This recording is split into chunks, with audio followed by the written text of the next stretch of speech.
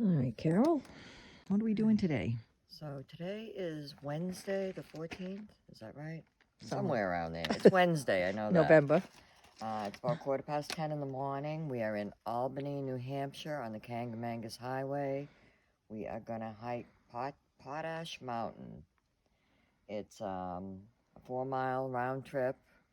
It says it's hard in all It's a trails. hard one. Starts out fairly easy, but gets really steep at the top. Our first concern is a water crossing that we're going to be coming up to. We're hoping we can get across it. yeah, hoping we can get across that. If not, we'll see where it goes from there. Yeah, we might just give up. Who knows? All right, so we're going to take Downsbrook Trail. The Potash Mountain Trail is 0.3 from here. So we do have our, we have spikes with us just in case. And we're wearing boots. Yeah, these hateful winter boots on. Yeah, neither one of us really like to wear boots, but that's what we have. So 0.3, we should get to the Potash Mountain Trail. Coming up to the sign here. All right, so we're gonna head off to the right. And it says it's 1.9 to Mount Potash. All right, so we were a little concerned about having to do this water crossing. Haven't seen it yet, but we can hear it, which is a little concerning. Because normally we don't care about getting our feet wet, but it's a little cold out today to have wet feet. I think it was 37 degrees at the trailhead. We're going to go ahead and give it a whirl here. I'm going to have to put the camera down now. Okay, the river crossing was a no-go. Yeah, I crossed it twice because I got over. I didn't hear Carol say she didn't want to do it, and I went over and I had to come back. And I actually did put my knee in the water on the way back, and my foot. But it appears my boots are waterproof. I don't know if the plan now is to try to. You want to try the other trail? I should have just gone with the walking on the beginning. I know. All right, so I did take a picture of from the 52 with a View guidebook. The page that tells an alternate route, which avoids this water crossing. All right. So here's an update. Today is actually the 15th, not the 14th. It's 10 minutes of 11. I aborted at the river crossing. I don't want to fall in. So we're going to try this alternate route and see where that gets us. Forest Road 511. And you can see on all trails that it does connect back with the Potash Mountain Trail. So at least now we know a little better each one of our tolerance for crossing a stream. I think I was not pleased that I had to come back. If I had heard her say she wasn't going to do it when I initially started, that would have. So, lesson learned. Yell at me if you're not going to do it. All right, so we're just walking up the road here. Came across that. Looks like a moose print. It's funny. I don't see the one. But just hop on one leg. Yeah. All right, so I believe we have come to the intersection where it intersects with the Potash Trail. There's no signage.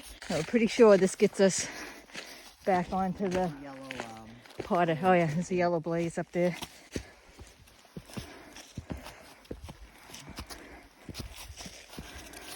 All right, so just for a little while we've been walking through the woods like this. Now it looks like we're coming up a little uphill here to get to the more pine tree area.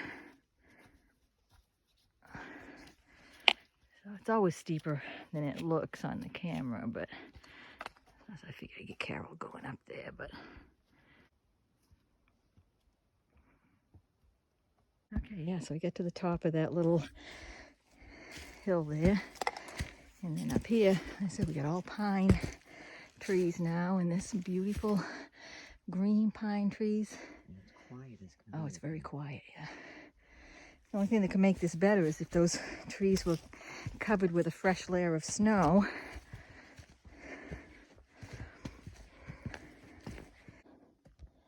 All right, so we're still going up, up, up. It's pretty steep right here. You probably can't tell on the camera though, but we are now seeing the exposed ledge. I'm thinking there's an overlook not too far from here. And if there is, we're going to stop and, we call it our second breakfast, but I think it's our lunch today, huh? All right, so we're a little further up on that same area.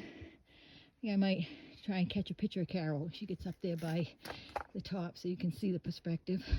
And so far, no spikes are needed. But I just want to get a picture of her when she gets up the top there. I don't know if you can tell how steep this is, but it's pretty steep.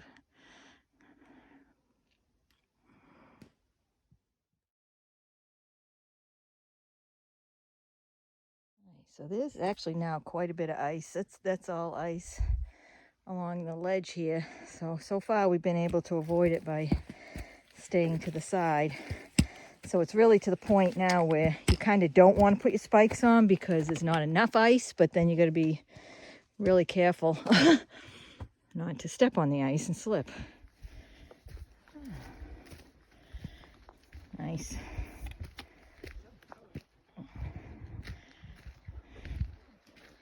Ooh.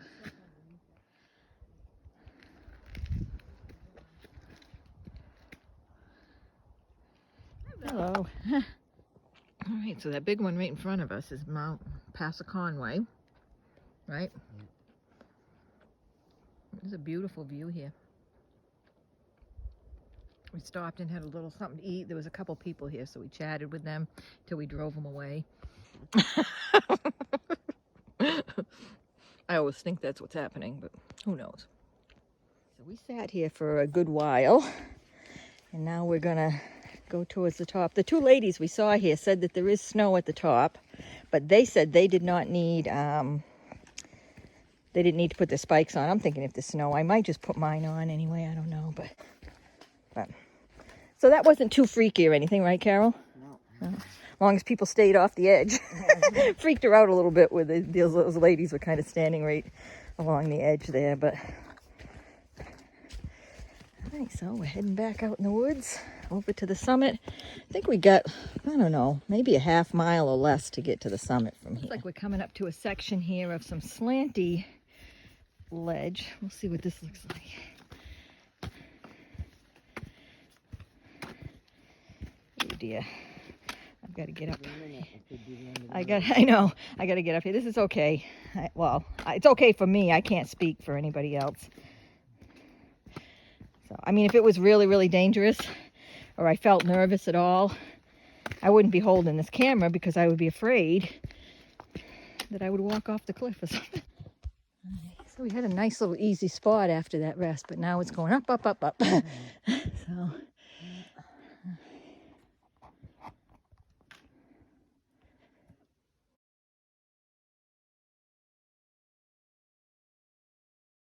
Okay, so far we've been kind of hopping around the ice and stuff and getting around it, but I'm looking ahead up here, just so much snow on top of these these rocks.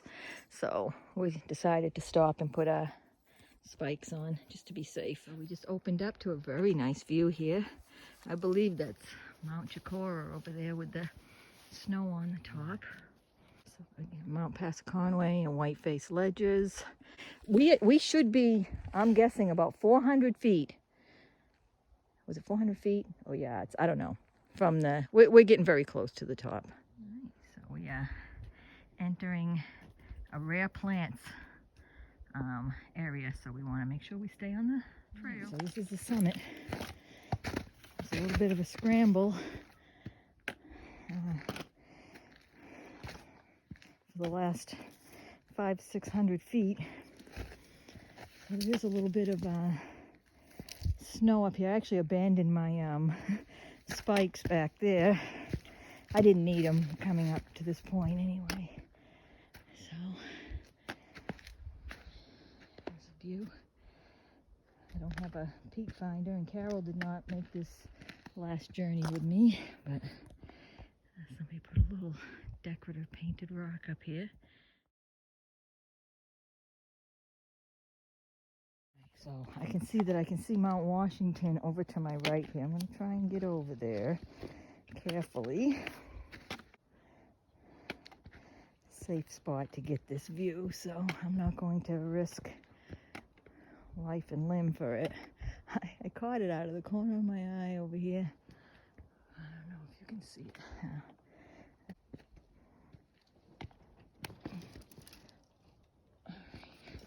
So I don't know if you can see it through these trees, but that's it, snow covered over there, Mount Washington. Like I said, I don't feel safe walking around up here without my spikes, so that's gonna be the view. So I'm assuming these are the presidentials over here, if we can see Mount Washington over there. I said I can't name peaks, so it's beautiful, beautiful view here. But I'm gonna head back down and meet back up with Carol. So we're heading back. Got the spikes back on. Right now there's really nothing, but we know we're gonna have some ice coming up here, so I'm gonna wear these down. Probably till we get down to the leafy part. It's just easier than having to be so picky about where we step. We made it back to the first overlook, and I'm starving. I just looked, it's about 2:30. Sun's getting down in the sky here, so probably be getting dark by the time we get back to the truck. But anyway, I took a nice face plant back there. I got my, Carol still got her spikes on. I took mine off because I tripped on them.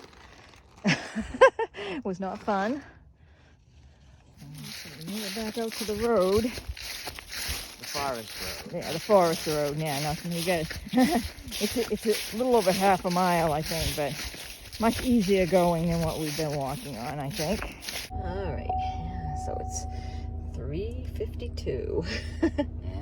Stats will be a little bit off on this for a couple different reasons. So the total length is 5.46, but you're going to take about a half a mile off of that because we drove from the first trailhead down to this one. It was about a half mile. Elevation gain was 1,296 feet, and that stopped where I stopped. Sue went on a little bit further. So I think I went at least another 200 feet of elevation, and probably 0.2 or 3 miles, so 0.4 to 0.6 round trip. Moving time was 3 hours 36 minutes. Yeah, which is not bad. I No. mean, it was a rugged trail. steep, a lot of rocks, roots, and ice, and Snow. it's ice and leaves. So yeah, And it was kind of in between where you would want to use spikes or something. You know, you really couldn't use your spikes, but you wanted to because it was ice. yeah, there were spots where it was difficult, and then yeah, I took a pretty good fall because I tripped with my spikes. So whatever, but views were beautiful.